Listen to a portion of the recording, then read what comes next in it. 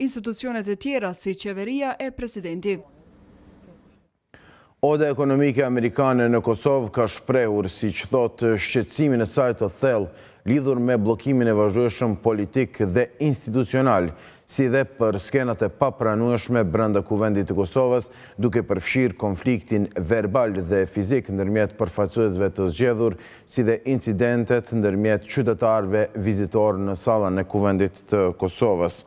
Kriza e të zgjatur politike sipas tyre tashmë po bart kosto të konsiderueshme ekonomike dhe sociale.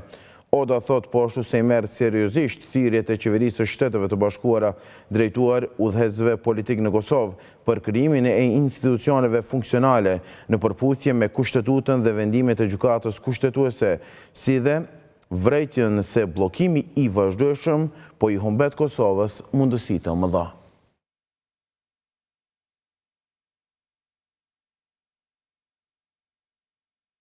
Do shkojmë